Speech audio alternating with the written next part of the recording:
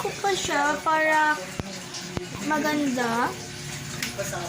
So, this is recycling water mga recycling plastic.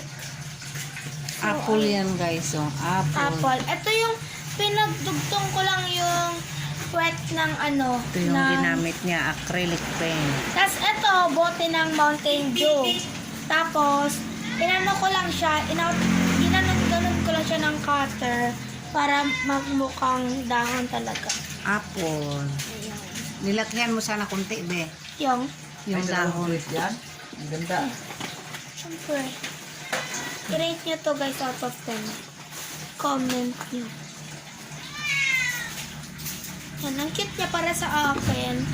Kasi, ang cute ng gawa ko. Ang cute talaga, promise, I'm not lying.